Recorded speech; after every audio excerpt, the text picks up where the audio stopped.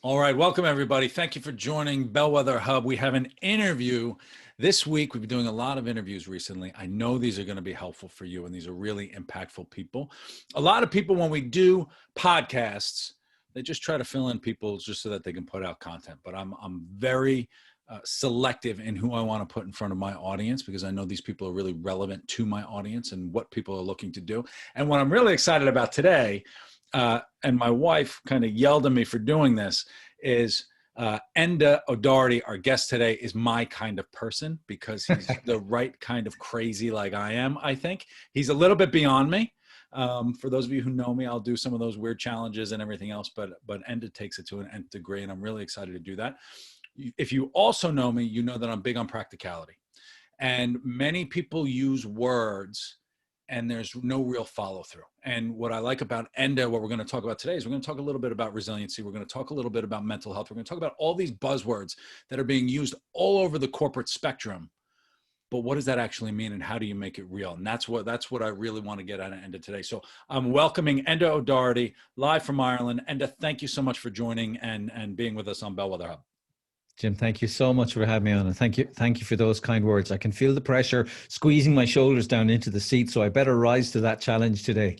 And I believe that you can do it. You're the type of guy who could do it. So, author, new podcast, motivational speaker. You climb Kilimanjaro with a washing machine on your back. You've got a lot of criteria that, your street cred is legit. Tell the audience who you are, what you do, and then I'm just going to pepper you with questions.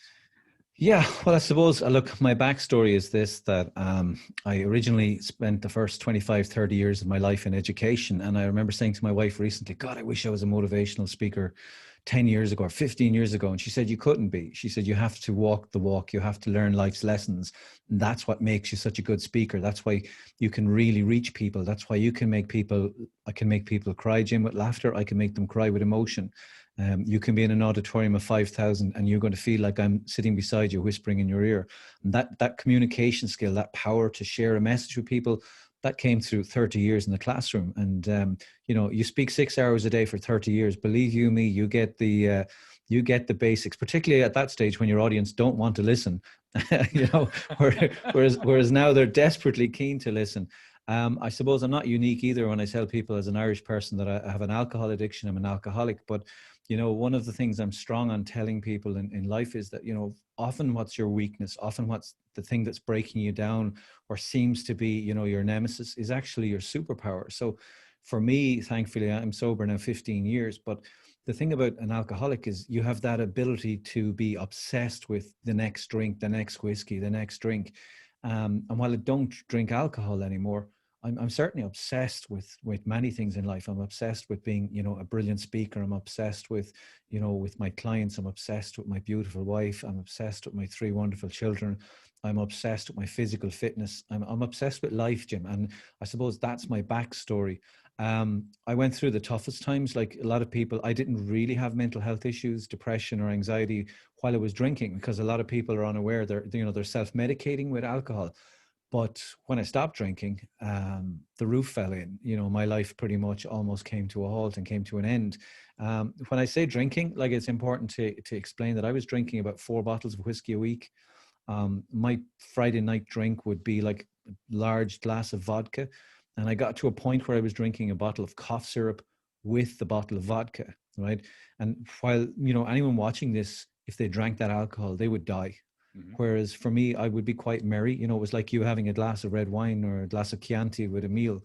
My tolerance had gone up so much. But I suppose what happened was, when I did get sober, I also got a huge realization of how short my life is, how precious my life is, how much talent I had, and that I had, a duty to get off my fat ass, to get off the couch and use those talents and do something with my life. And I suppose that led to being a spokesperson, a campaigner for mental health issues.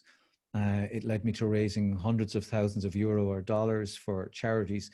And I did that strangely by carrying a washing machine around. So I should explain to people, as my wife calls it, midlife crisis part 1, 2, and 3. But I carried a washing machine. It was a really powerful symbol, and particularly people in corporate land need to know this, that, when I was in work, at my worst, I was like right on the edge of suicide. Yet I was the guy that you would depend on in work. I was first in. My shoes were perfection. My tie was crisp. My car was immaculate. I had a beautiful wife. I had a huge house. I had a really powerful car. Everything in my life seemed perfection.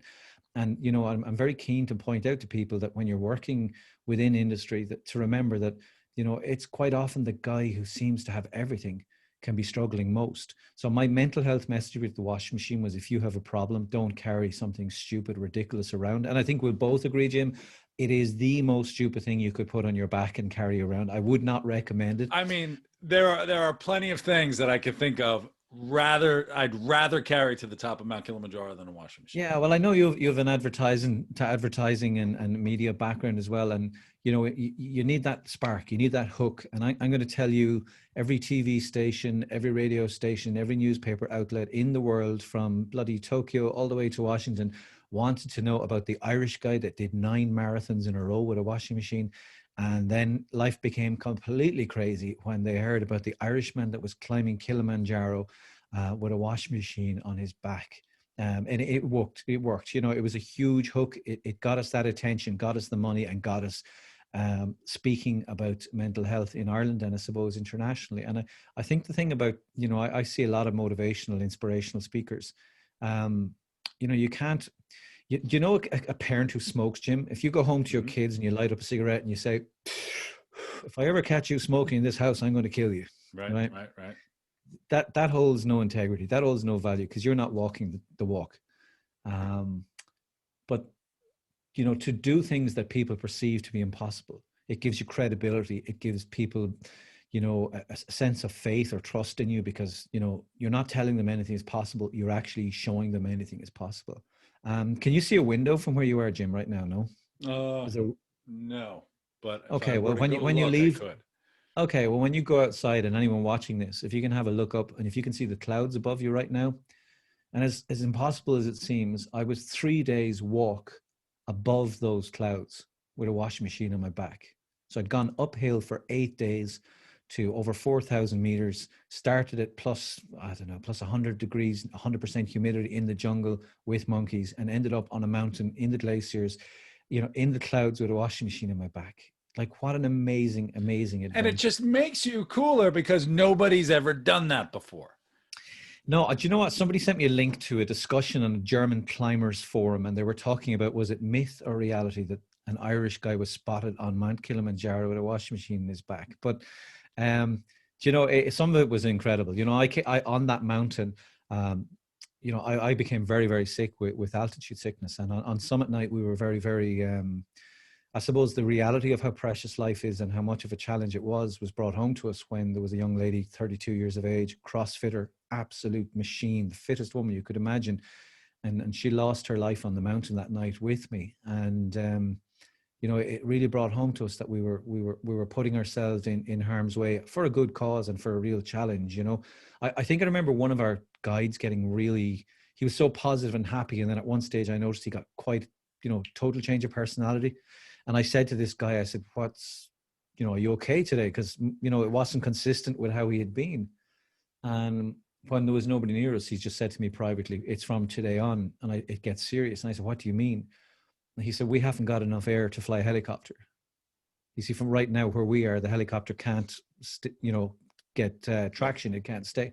He said, if someone makes a mistake from now on, it's life or death. That's why his personality changed, you know. But equally so, the same guy, Jim, on day one, we were coming up the mountain and I looked at my hands. I was filthy, you know, and I looked at my hands and I said, oh my God, what's that under my nails? They were black. They were horrible, you know. I said, geez, what is that? You know, and he looked at my hand and he went, that's adventure. And adventure. So your story then, when we're talking about adventure, there's so many different paths to go down. The number one, hands down, most downloaded podcast of mine is when I told the story of why I quit drinking. And I feel like most people were listening to that in the middle of the pandemic. They were having the conversation in their head. I attribute that to the message of mental health and resilience 100%, because it's the conversation in our head. Many people aren't prepared to have it. Yeah. Climbing Kilimanjaro, doing an Ironman, marathons with a washing machine. Yeah. That's all physical. Okay. We could talk about physical, but what nobody talks about is the mental aspect of it.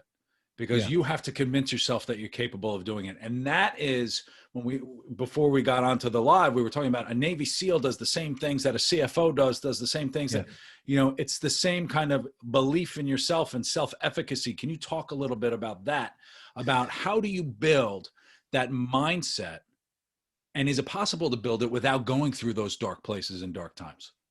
Yeah, it is. You know, I mean, you and I have you know, a good story, and we love a challenge, and we've had an exciting life. And but I said, you know, your Kilimanjaro can be running 5K. Your Kilimanjaro can be cutting down on sugar. Your Kilimanjaro could be telling your partner that you're not happy with your relationship and you want to improve it. Your Kilimanjaro could be talking to your employees and saying, look, we're in trouble here unless we up our game and up our profits and up our standards. You know, this company is going to go under. You know, it for everyone. You know, I'm hoping, you know, not everyone watching this needs to go and buy a washing machine and start running marathons, 9 of them in a row with a washing machine. I wouldn't recommend it. But, you know, it's about realizing, you know, that we need to get the best out of ourselves. Like, I'm a very positive person. You know, I'm like, when I speak at a session, like, by golly, I want people walking out of the center, the conference center, and I want people, you know, at their lunch break, or, you know, that meet and greet afterwards. I want to hear 99% of people, oh my God, where did they get that Irish fella from? What a story, what a storyteller, what energy. Oh my God, I never thought of my life like that. Right. But let's be negative for a second, because people wouldn't be expecting that. You know, the average person watching this broadcast today lives 28,000 days. Days. That's all you get. And it does not matter how much lycra you own, or how many times you go mountain biking, or, you know, if you eat quinoa from 9 in the morning till 9 at night, you are still heading the same place. But for me, the crucial crux of this is, it's to get the best out of every single day. You know, I did on my podcast is called the Mighty Mini Podcast, and there's a very infamous politician that I had this week on my podcast. This man he's loved in his own area, but nationally he's probably hated, because he's a troublemaker. But he's a clever guy. He's a millionaire. But I think a really wonderful thing about this guy was, I sent him, you know, multiple emails to his secretary. Could he come on the podcast? Could he come on the podcast? So I get this wonderful email back saying, I like you as a person. I like what you stand for. I've watched you speak, and I'd love to come on the podcast. He said, I have one slot. It's available at 5 a.m. tomorrow morning. Now, I don't know, is that a test or is that it? But my reply was, wonderful. I'll see you after breakfast, because I'm up at that time. I'm up, yep. I'm hitting the gym, I'm hitting the books, I'm spending time with family, I'm learning. I'm trying to squeeze the absolute last drop out of every day, Jim, because they're precious, you know? And I don't think people know that. I feel like, you know, when I went back and quit drinking, I had an appreciation for making more. You know, the first thing I signed up for when I quit drinking was the Ironman. Yeah. And I feel like you have more of an appreciation of the time you wasted, kind of like your 28,000 days. How much time did I waste facing a bottle? How much time did I waste? You know, I talk about, you know, I had all the greatest ideas in the world, but nothing got done because I woke up the next morning, you're hungover, and you're like, oh, I just got to do whatever, and I'll worry about it later. Yeah. How do you convince someone? So in your work as a motivational speaker, how do you convince someone that, you know, you could talk about 28,000 days. You could tell everyone that, you know, you have to get up early and you have to, you know, make the most of your life and do whatever it is that you want to do, and get people to go. How do you get them to believe it rather than just telling your story? Because I feel like we have to feel it. And you felt it with quitting drinking and going through your experiences and everything else. How do you get someone to feel it? I think it's about getting people. Something you said at the start really resonated with me. It's not overly complex. You know, what I do is, you know, I do persistent actions consistently. So I'll pick something, but I will go at that something forever. I will do it a million times until I get it perfect, you know, really, really, you know, going properly for me. Let me give you a practical example, Jim. So people say to me, how can you carry a washing machine 9 marathons in 8 days? That's impossible. You know, you're 53. Oh my God, what are you doing to yourself? So for the year I was training for Kilimanjaro, every time I went to the bathroom, so I did 10 push-ups. Before I washed my hands, I did 10 push-ups. I went 5 times a day. I'll save you the math, 32,000 push-ups in a year. That was excluding gym sessions, excluding, you know, training or climbing in the mountains, everything that I was doing. And what happened when you do 32,000 push-ups in a year, Jim, is I look like a bad Photoshop. So from here up, I look like, Santa's helper. But from here down, I look like I should be on Men's Health. My boobs didn't jiggle anymore. My man boobs were concrete. I remember washing in the shower and going, what the hell is that? I found lumps that I never had before, and all of a sudden my wife was still smiling at me, but she was smiling in a slightly different way. Right. Yep. So that idea of persistent, consistent effort, that convinces people because they can see it. The other thing I say to people too is, it's about action. I know so many people say, God, I'd love to start a business, or, I'd love to, I'd love to lose some weight. But the bottom line here is, in the middle of that discussion or that plan, is there's one tiny little word, and that's action. You've got to do something. And you don't have to do something huge. You don't have to do something life-changing, but you just have to do that action consistently. Maybe a lovely takeaway for anyone watching this is, for every time you have a negative thought from now on, promise yourself that you'll take a positive action to match that thought. Just one action. So let me give you an example. I didn't learn to read and write until I was about 12. And in 1980, it was called stupid and lazy. And now we know it as dyslexia. I just didn't see what everyone saw, right? Technology saves me. I don't have to write. So when I was writing my first book, it's called I'm Fine. I'll tell you a little bit about the book. But when I was writing the book, I thought, oh my gosh, you can't spell. That's a negative thought. If I had a negative thought, I sat at my laptop and typed for 10 minutes. Then I thought, yeah, you'll finish the book, but no one will buy it. That's a negative thought. I had to go and talk to some publishers or look up something on YouTube or ring somebody or ask some advice. But every single time I had a negative thought, I made progress because I took a positive action. Now, if I have positive thoughts, that's great because I took a positive action. So it was toss a coin. It was heads I win, tails I win. And I couldn't go wrong. So I think people need to realize that small actions are really powerful, and mindset, that ability to do something powerful. I was mentoring this lady, Jim. I'm safe talking about her. She's quite a well-known Irish businesswoman, but let's say she was calorifically challenged. She was fighting the battle of the bulge, and part of my job was to mentor her and inspire her. And she rang me one evening. She said, "Oh my God, I give up." She said, I've just eaten salad after salad, and I'm going to the gym and I'm making no bloody progress. I hate my life. I said, hang on, that's a negative thought. And she goes, oh, don't give me your mumbo jumbo positive action. And I said, no, it works. It works. So she drove to the gym every day. Where did she park? Where do you think she parked? Right next to the door. Yeah. She would have parked beside the treadmill. She would have brought the car into the elevator, gone up to the building. And right. So what we did was I got her to park 1 mile from the gym. There was a petrol station, a gas station. She parked 1 mile. She walked to the gym, talked to family, talked to friends, sent an email. So she was warmed up, 0 injuries. She also walked all the way back. 6 weeks in, she'd done a marathon and a half, 2 marathons. She rang me one night. She said, I think my scales is broken. I said, why? She said, the weight's coming down. And all she did was park 1 mile from the gym. So I think sometimes, like in life, we expect huge things to happen instantly. They don't. It needs persistent, like I say, consistent effort. I think probably it's a societal thing. You want a friend, click add.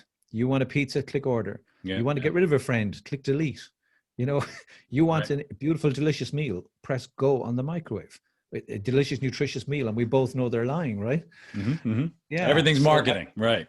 Everything's marketing. So for me, when I'm talking to business teams, it's about the same core elements: getting people to realize persistent, consistent effort. Getting people to realize it implies action, getting people to realize it implies honesty about your weaknesses so that you can make a change. And when you start to get those wheels turning, all of a sudden organizations or businesses, individuals, they can really start to change their lives and start to change their income, So, and that's a great perspective. And I wonder sometimes, are we too goal-oriented? And what I like about what you're saying is, I read this great article, why does everyone have to run a marathon? Why can't you just run a 5K? Yep. Right. And so do we just try, we tell people you should aim high, but then also maybe you shouldn't aim too high, or are you aiming, maybe we have to understand our goals slightly differently. How can we change that perspective? And do you have any opinions on, sometimes just starting small and reviewing where you are and where you need to go? I think in the industry I work in, there's a temptation, like, there's a friend of mine, he swam the length of Ireland and he ran the entire coast of Ireland, and Like I'm like, what's he going to do next? Walk to the moon? You know, Well, what he's going to do is do it again with a washing machine on his back. I hope not. I hope not. That's mine. That's yours. That's my niche.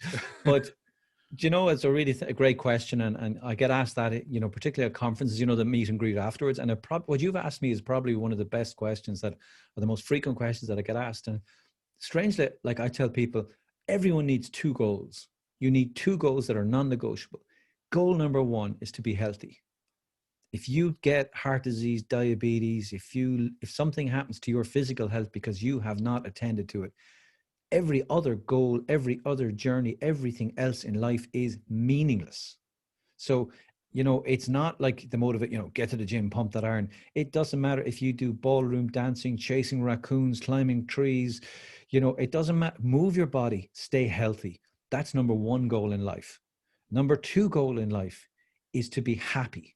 Okay. Because it doesn't matter. There are times in my life I have had an obscene amount of money in the bank and I was truly miserable to the point of taking my own life. There are times in my life when I have not had $10, not enough to buy a pizza, and myself and my wife had a small pizza because I had less than $10, and it was the most magnificent dinner with romance, and we were happy.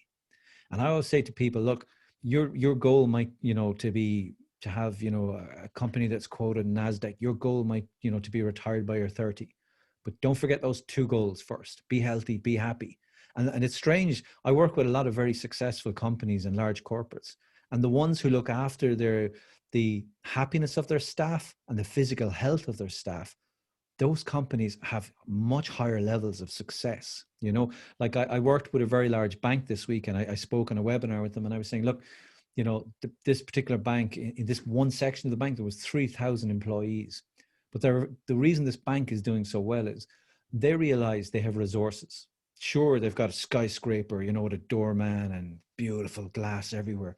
And sure, everyone in that building has, you know, the most amazing technology. And they have the most amazing Wi-Fi and lighting systems. But the top three people that I dealt with instantly focus on their number one resource is happy people, contented workers who are motivated because they know everything else is meaningless, you know? And I think that's why there's a larger and larger inclination for corporates to invest in speakers like me to talk about mental health, resilience, and life journey. Because, you know, it's not detached. Okay, you could be making, I don't know, cars, or you could be making laptops or cell phones, but those core principles of human happiness and human productivity are true for everyone. Right. It ultimately comes down to the individual. You know, any kind of Yeah. macro focus, you have to focus on the micro person, Yeah. which is phenomenal from a mental health standpoint. And I think part of the resilience aspect kind of goes back to you.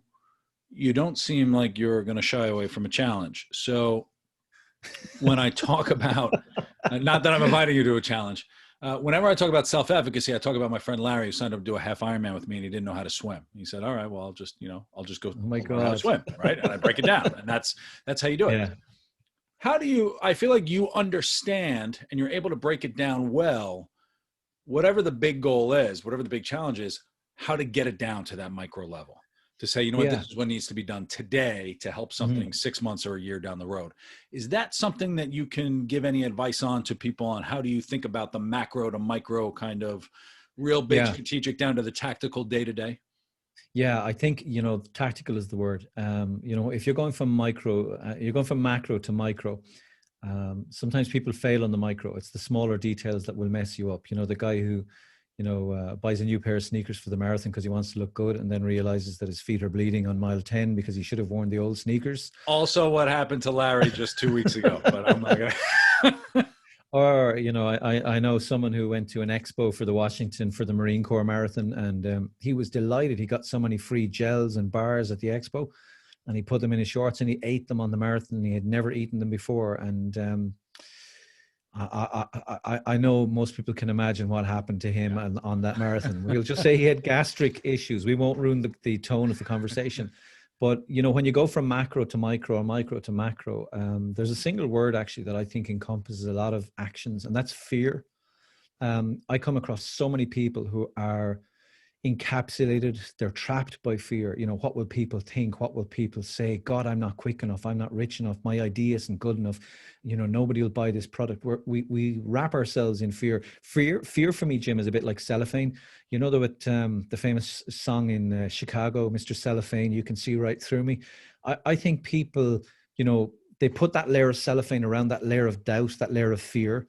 And whether it's the small micro issues which they need to do, or whether it's the master plan, the macro, that fear encapsulates them, and it sometimes results in people not attending to either. You know, it's about, for me, it's about a reflex. So I have this bizarre, you know, if you go to the doctor and he takes the hammer, he hits you on the knee, and your patella and your foot shoots out.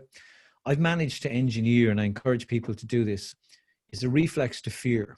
So the minute I think, oh my God, I can't contact Jim, he'll never have me on the hub, do it on the spot, right? There's a really like fantastic CEO of a company. It's a big conference. God, he'll never talk to someone like me. Yes, he will, because I'm going straight over now. And I've engineered that reflex that I don't pause. I accelerate towards fear and I accelerate towards doubt. And that allows me to be successful.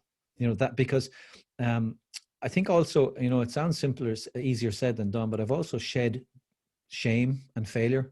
Mm-hmm. I don't care if I get told 5,000 times to go away, it doesn't register anymore. Now, I was a point in my life, if I rang someone and said, hello, I'm ringing to see if you're interested in, if maybe you'd like me to come and speak at your, and they say, no, we don't want you. And I'd be 2 days, I'll be at home going, oh, I'm a failure. No one loves me. Why? Why me? Why were they so mean to me? But like, I've switched off to that. So, you know, your question was, how can we attend to the micro? The first thing is to shed that fear. Second, you know, and to race towards it and not live your life in doubt. Like it's really simple when you break it down. Make your micro, your small steps that will allow you to achieve your major goal. You know, assess and reassess. Are you making progress? If you're not making progress, change. But I know so many people who do something, and businesses who just drift, you know, will do the same thing. Why? Because that's we've always done around here. And they're not dynamic. They don't change. They don't grow. And all of a sudden they're in crisis, you know.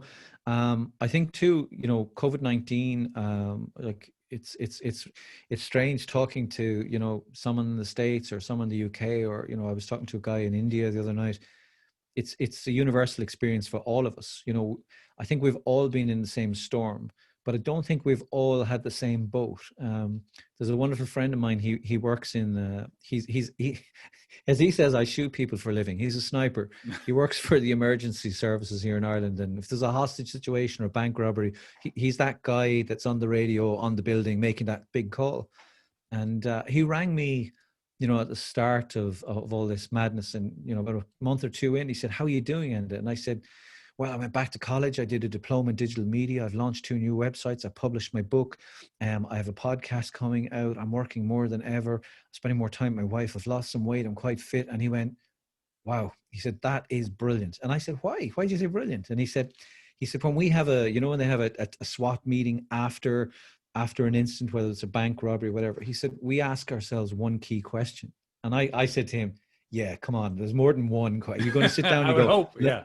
Let's just answer the question. And he said, no, really, the crux of it is one question. I said, what's the question? He said, did we survive here or did we thrive? He said, because if we just survived, it's a good thing. But just surviving, just getting through life means when the next crisis comes up, the likelihood is something's going to go really badly wrong and somebody will get hurt or somebody will lose their life. He said, did we do really well? If we did, wonderful. Let's change 10 more things.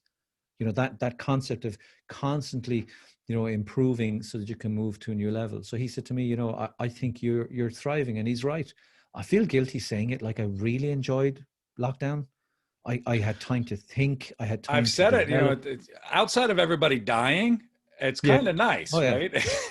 You can focus amazing on you and you can think. And yeah, I had lunch with my family every day. You know, I did a Zoom call for a company in the States one evening, and earlier in that morning I was in Dublin, and earlier that morning I was in London, and in all 3 cases I was like this, you know, pristine white blue suit, but I had my shorts on because it was nice weather, and I went and sat in the garden, had a coffee with my wife, and instead of living in an airport and a hotel, which I'm not a big fan of, Yeah. Yeah. So, Yeah. and I think going, forward, I really hope to work more and more in the States, and I love people. I love that crackle of atmosphere when you walk on stage and people go, "Who the hell is this guy?"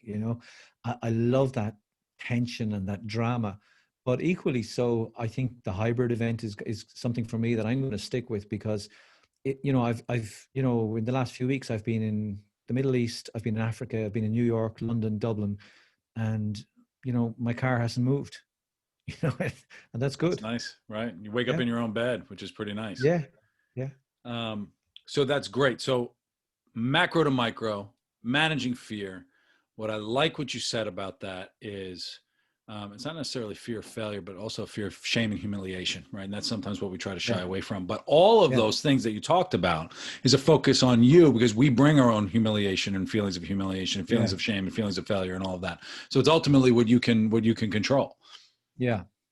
I had a strange experience. I was mentoring this company, their senior management team, about fear, and we were going through this program that I'd written, and I closed the laptop, and I've got my ideas book here beside me. Everyone has one, and I wrote down at the end of the call my reflections on what that person had said and what I had said. And I closed the laptop and I sat here, Jim, and I went, "You know what? You're a fraud, because you're telling these people don't live their life in fear, and it's creeping back into your life." So I made a list of 2 things that I would do if I wasn't afraid.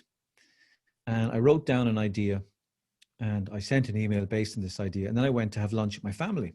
So I have, when I say children, I have a 25-year-old, a 23-year-old, and a cynical 16-year-old. And they all sat at the dinner table. And of course, the normal thing is, "Thank you, Mom, for the food." And then they proceed to abuse their father and make fun of me, and the normal good things that happen in Of family. course. Yes. But I told them what I did, and they all laughed. They said, "You sent an email to who? Are you crazy?" And I said, "Look, they will probably say no. There's a likelihood I'll get rejected. But here's the thing I want you to remember." He said, "If they reject me, or if they don't go for this, it's 100% fine. But what's not acceptable in life is to take a stick and to start to beat yourself." If I sat in, I said, "I'm proud that I had the idea. I'm proud that I sent it. If I get feedback, wonderful. If I get nowhere, that's okay too. But what's not okay is to sit here and go, I'm not good enough." I said, "Because that self-doubt will eat you alive, and it just gets bigger." And my kids went, "Oh, easy, Dad. We're having lunch. You're at work now. Don't motivate us." But the beautiful thing was, the next day I got an email, and then I did a phone call, and then I did an interview. And for a chunk of lockdown, I got to work with Europe's #1 rugby team, Leinster Rugby, who are, I suppose, they'd be the equivalent of the Super Bowl winning team in the Yep. States. Yep. And I got to work with them as a motivational speaker. And that's what I had written down on the piece of paper. And the job was great. The experience was wonderful. The money was good. But the best thing was going back to my kids and going, "Ha!" I was right. Lesson learned. Perfect. Yeah, lesson learned. But just take that risk. I always say to people, and if it can become, and when I say risk, I'm not talking about jumping off a cliff and hoping there's enough water. I'm talking about pushing yourself, so that you can learn and you can develop and you can grow and you can change. That's where the excitement is in life. And the self-doubt too is what I like to tell people is you can have the greatest peach tree in Georgia, but some people aren't ready for a peach today. And that's okay. And Yeah. so, your peaches are good. You're making something great that's valuable to certain people, and it's going to be a good fit somewhere, a good fit somewhere else, but you can't control that. Talk to me about, so you've got a new podcast. You're putting out content galore. You've got the book, I'm Fine. You've got 2 more books coming out in the future. Tell us about everything that you're telling us about. Yeah, so the book is called I'm Fine. And if anyone wants to go on endodoherty.ie, I will sign it and post it all the way to the States or Saudi Arabia, Kuwait, wherever you're listening to this today. On the title of the book is I'm Fine, and it's in gold embossed letters on the top. It looks very spectacular. Underneath is a photograph of me screaming. And I suppose it's a reminder of times in my life when people said, "How you doing? How's life?" And I said, "Fine, yeah, really good." And the scream was the reality, that I was dying inside. But it's not a book about suicide or depression. It's about many of the things that we talked about today, Jim. So one of my printer's friends said to me, he said, you should have called it Maeve, because that's my wife, because she's peppered through the book, and somebody, I pulled someone up and corrected them today. Somebody recognized me and asked me to sign something today. And my wife was like rolling her eyes, like, oh, here we go again. And this person said, behind every great man, there's a great woman. And I stopped him on the spot and I said, you haven't lived my life. And he said, what do you mean? I said, in my life, the great women are out in front. They're so far in front, you can't see them. They're giving me guidance. They're giving me support. They're giving me orders, but yeah, right. they are not behind me in any shape or form. So I suppose the book looks at, a wide variety of topics that would be of interest to people, in performance management and in life improvement. That's I'm fine. I suppose the book got such a huge feedback, a positive feedback, that a lot of people said to me, you have some great ideas. We'd love to hear more of them. So I've launched this podcast. It's called the Mighty Mini Podcast. As the cliche goes, available everywhere you get your podcasts. And the Mighty Mini Podcast, I suppose it's called Mighty Mini because some of the episodes are mini. So I realized, Jim, when someone listens to a podcast, you might go for a walk, listen to a podcast, you come back and you say to your wife, hey, I heard these 4 brilliant things from this podcast. And you tell her in less than 5 minutes. Yep. So I decided to cut the middleman out, just go for the 5 minutes. Nice. So it's bang on point, no waffle, no spoof, no hour-and-a-half interview trying to get, the kernel of the argument or the points. So the mini ones are super short. So let me give you an example. So the latest one is 4 drugs everyone should become addicted to. And I'm not explaining it because you're going to have to go and listen to it. Good. Yeah. So 2 weeks ago, I spent as bizarre as it sounds, I spent an entire week and I read every book article I could get my hands on belonging to the Dalai Lama. And then on Saturday, I sat down and I wrote a piece called Llama Lessons. And it's what we can learn about the Llama Lessons. I did an episode, strangely, on the Dakota Indians and, on the Lakota, and they're probably best known for the Battle of Little Bighorn and Custer's Last Stand, but the wisdom of the Lakota in terms of how we should treat each other, how we should treat our environment, it's just absolutely beautiful and so crisp and so clear and so relevant today. So, you've got the Llama Lessons, Lakota Indians, drugs. The longer ones are people that have interested me in life, people that have inspired me. So last night I spoke to a lady who has a wonderful book written called As the Smoke Clears. And if you can imagine this, she was on her honeymoon and she woke up in Greece to see the hillside around her villa on fire. She went to escape the villa. The electrical gates were broken because of the fire. Herself and her husband climbed the gates. She dislocated her knee. She could feel the hair on her face begin to melt, with the heat. The flames were that closed. And she was rescued by a car which crashed, and her husband was killed in front of her, in the flames on their honeymoon, if you can imagine. Wow. Now, I know that sounds a very dark, horrible story, but that lady made me cry. I was laughing so hard.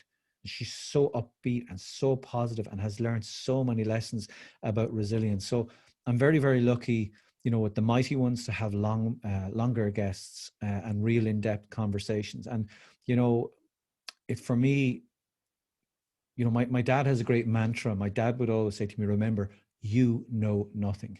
And it's kept me very safe in life. The minute you think you've arrived, or I'm cool, or look at me, that's when life kicks you in the ass. It will always remind you quickly. That's right. Very quickly. So the nice thing about the Mighty podcast is, I get a mighty amount of information and life lessons. So I had a wonderful one. Yesterday, I had a magician, Keith Barry. I'm not sure if you know him. He's a mentalist. He's a show in Vegas. He's very good friends with Morgan Freeman and Woody Harrelson. He was the guy who coordinated all the magic stunts in Now You See Me, Now You Don't, 1 and 2. Mm-hmm. But he has such wisdom. The guy is amazing. But, he lives in a very exclusive part of Ireland in a beautiful house. He has a beautiful car. Someone said to him the other day, they said, Mike, so lucky.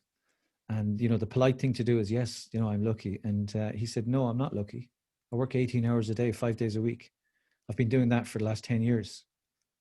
There's no luck involved. Right. No, right. That's, yeah. Yeah. So the book, that's the podcast. And I think, the third book is going to be based on some of the interviews and content in the podcast. Someone said to me, it was oh my God, what's his name? This is terrible. Yeah, they said the Irish Joe Rogan, and I will take that. I'm very, very happy with that. That's it. Get that audience and share the story, and that's perfect. Absolutely. Yeah, well, I think So, culturally Irish people, I know we share a common language. We definitely speak English, but I'm told we have a different way with words. I know that the old legend of the Blarney Stone is there, but in our culture and our tradition, storytelling and the ability to communicate, it's crucial, you yeah. know. And I think the way we phrase things, so you might I can see in my virtual office here over my shoulder is my name. So with my family, I would speak Gaelic. I wouldn't speak English. And so Enda or Aina means as handsome or beautiful as the birds, which is clearly not true. You can see if you're watching this, if you're listening to this, yes, I'm incredibly good looking. Yes, perfectly. Yeah, I'm looking at our screens here and I'm thinking Beauty and the Beast, and I know which one I am. And in the O, so you'll see lots of O's in Irish names. So O'Connor, you know, O is descended from, the son of. That's what the O stands for. And I'm not sure I should tell you this, Jim, because I really want to work more with on stateside. But Doherty means the hurtful or dangerous family. If I said to you in Gaelic, Jenny Middocherdich, means I'm going to hurt you or harm you. So it means the hurtful or dangerous family, but I'm rarely dangerous. But you know what I'll say to that is sometimes through pain is when we learn our best lessons. So you can give us good, dangerous pain, and that will be the ultimate motivation. Yeah. Do you know, For I had everybody. my doctor called me about 6 months ago. He said, I've got the results of your MRI because I was getting shoulder trouble. He said, where are you? The music's very loud. I said, I'm in the gym. He said, can you turn the music down? I said, hang on, I'll go outside. So I went outside the gym. He said, it's your MRI. I said, yeah. He said, just before I tell you, he said, what are you doing right now? I said, I'm bench pressing. He said, what are you benching? I said, I don't know, 100 kilos for 100 reps. It's probably what I do most days. He said, good, good, good. Okay. So you've got a double fracture in your right shoulder. But I have such an ability to focus, so mentally strong that I can almost, it's actually quite dangerous now, and that I can almost shut out physical pain. Like I can go to the point where I need somebody else to tell me this is not safe, you need to switch, because I can focus so deeply that I can actually switch off those systems. So, I said, Jim, I'd done 9 marathons in 8 days. So I hope no one's eating watching this, but on the walk, I lost all of my toenails on both feet. I had hallucinations. The road turned into a snake because I was pushing myself to 30 miles every day with a washing machine. I had leaky gut. I'm not sure if you've come across that in Ironman, where you're trying to eat so many calories that your body starts to leak it into the bloodstream, which makes you violently ill, not good. The fat pads came off the front of my feet and my heels came off, and then it got really hard. I broke both feet. So on marathon 9, I'm starting a marathon with 2 broken feet. Now, the funny thing is that I want people to think about, line on the first marathon was to take 1 step forward. And the choice I had on the 9th marathon with the broken feet was the exact same choice. Just take 1 step. And sometimes in life, we were talking earlier about macro and micro and, people aspiring to great things. The great things are wonderful in the distance, but sometimes it's just do the best today. Can you be on point today with your nutrition, with your relationships, with your learning, with your goal setting, with your honesty, with your kindness, with your generosity, with your productivity? Just stack, just go after today and have the best possible day.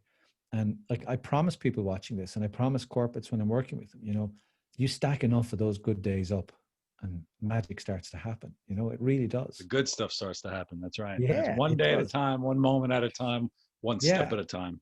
And Yeah, you'll get yeah. there. And when we got back, Jim, to I live in Waterford City, which is famous for its crystal, and in the southeast of Ireland. And when we got back to my hometown after the 9 marathons, thousands of people turned out.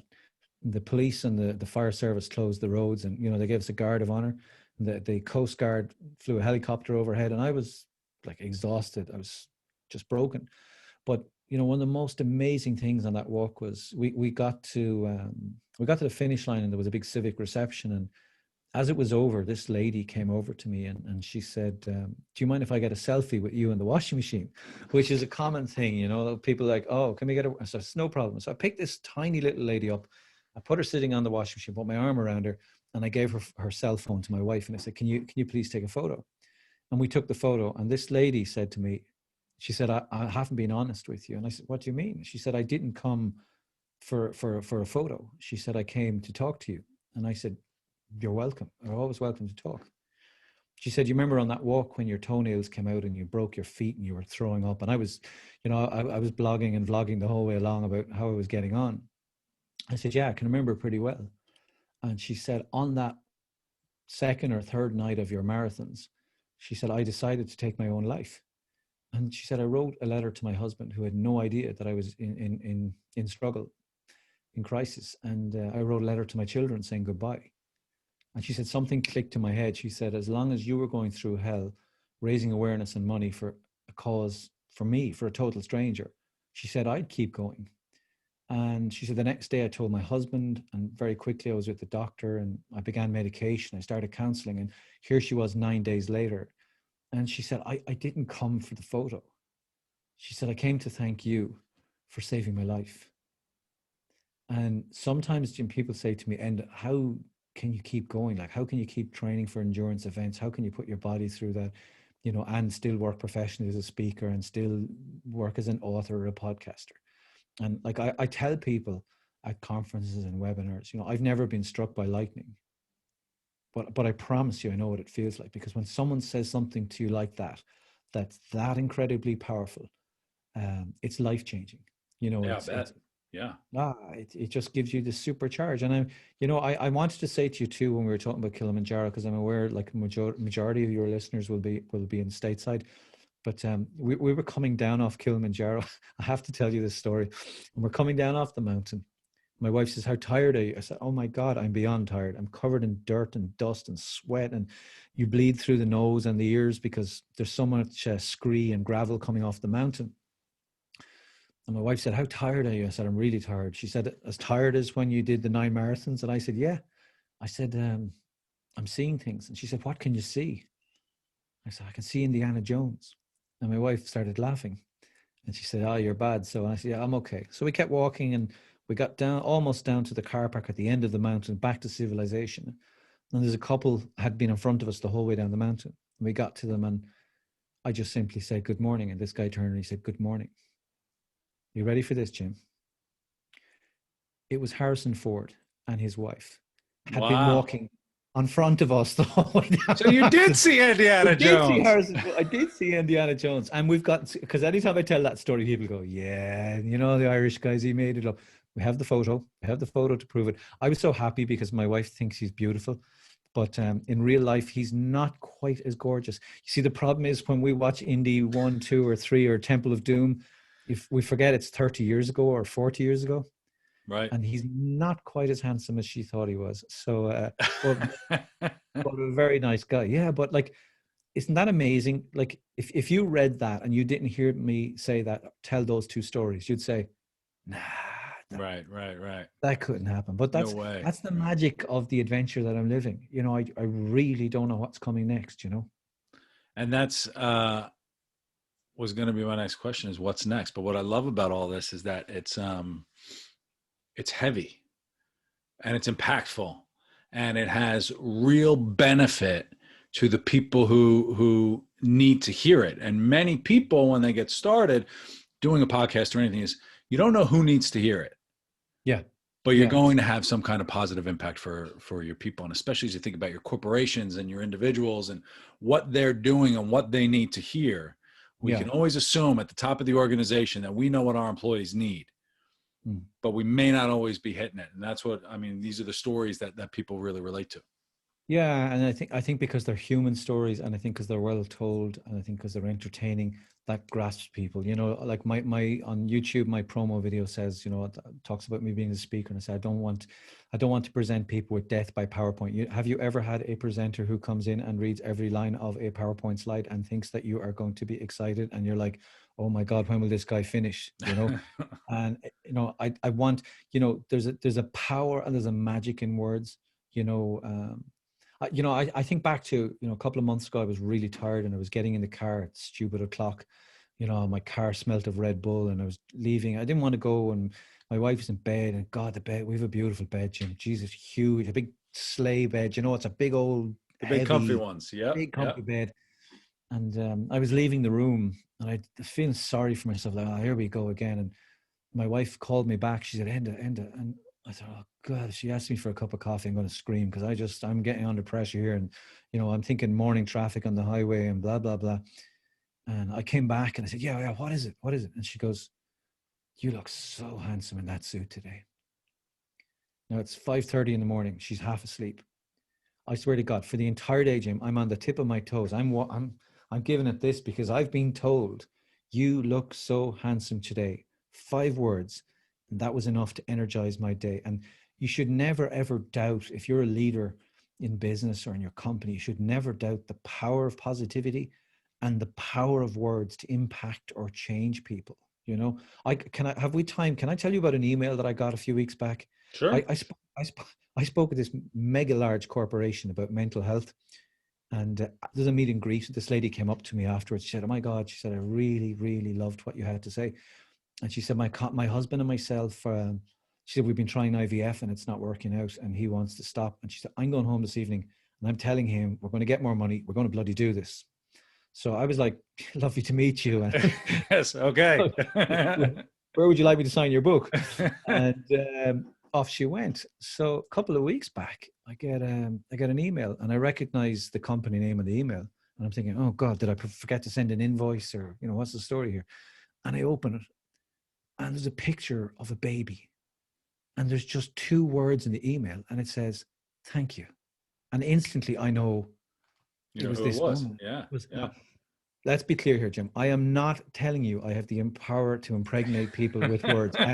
I am good. Well, that was But going to be my next question, because then you're that just good. completely elevated. I've been Yeah. asking the wrong questions.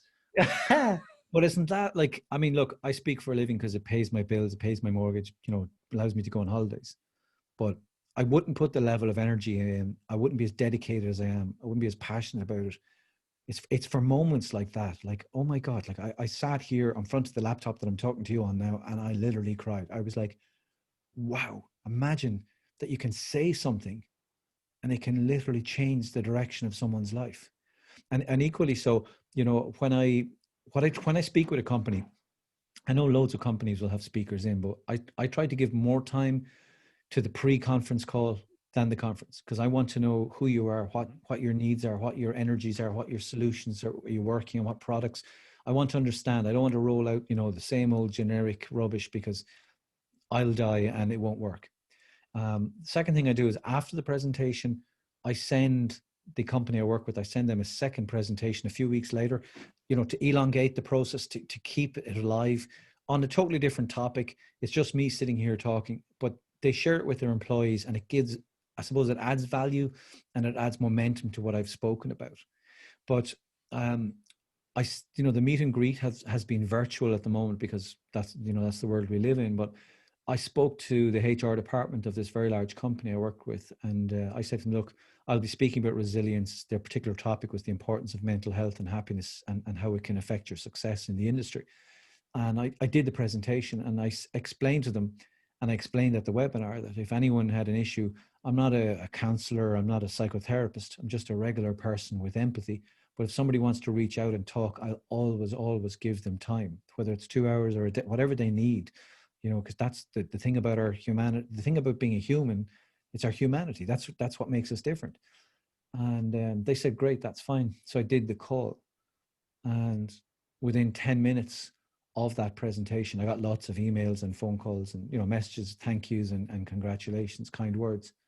But the first email was from the CEO of that company, and for the first time ever, he said to someone, I am really struggling. And he said, your words got me today.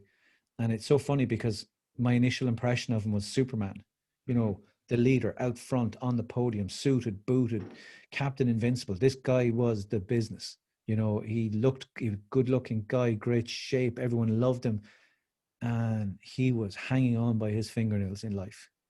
And he just felt it was okay, to reach out and say that, which I was amazed, because the HR department were looking down the stream. They were looking at, 22-year-old employees. Yeah. Little did they think that it was their boss who would be the first one in. You know what I love is that you've taken us full circle, because it's the same thing that you were talking about at the very beginning with you, where you're suited, you're booted, you're ready to go, but nobody really asks how fine you are or how you're Yeah. struggling. And it's Yeah. lonely at the top. And when people say it's lonely at the top, that's when, you know, they don't really have that opportunity because of the image that they think they have to give out. Yeah, I think especially so for men, you know, I mean, I remember when I spoke about my own mental health difficulties initially, I had colleagues and friends come to me and say, "Oh my God, we're so sorry. We feel so bad. We didn't help you. We should have supported you." And I said, "You couldn't, because Mm-hmm. not in a million years would I let you know." I was not prepared to show any weakness. I was deluded in that I thought the masculine thing was to shut up, put up, and get through it. And there are times in life when you do have to shut up, suit up, turn up, and get through it, but not if it affects your happiness, and not if it's going to cost you your life. Then it's a ridiculous concept. You know, then it's time to put that mask down, and really explain to people how you're feeling. You know, and the wonderful thing about it too, Jim, is that it's very empowering. You know, and that I'm far more self-aware of my weaknesses. I'm far more self-aware of my talents. I'm far more driven. You know, I'm very grateful. You know, we talk about in life gratitude and people keeping gratitude journals. I'm very grateful to do what I do for a living, and I'm very grateful to have escaped the dark place I'm in. And you know, if anyone's listening to this, and you're going through a dark place financially, emotionally, physically, spiritually, whatever your struggle with is, you know, I always say to people, remember that no matter how dark the clouds are, no matter how miserable it is, you know, like we talked about earlier, one foot in front of another. And I say to people, there's beautiful sunshine the other side of that storm. You just have to hold on. Just hold on. It's that simple. That's it. One day. So Enda O'Doherty is your guy. I'm going to tell you that right now. He is your guy this is just a taste. And so how I heard about Enda was through the Irish Business Organization in New York. He spoke at one of those events, and I promise you the speech was amazing. This is what your people need to hear. This is for the new economy and learning about how to be a learner, how to challenge yourself, how to put yourself together and take control of the things, and embracing your weakness, and all these things that corporate talks about in terms of buzzwords like vulnerability and resiliency and all of that. That's precisely what Enda does. So Enda, thank you so much for joining us today on the Bellwether Hub podcast. Your stories are amazing.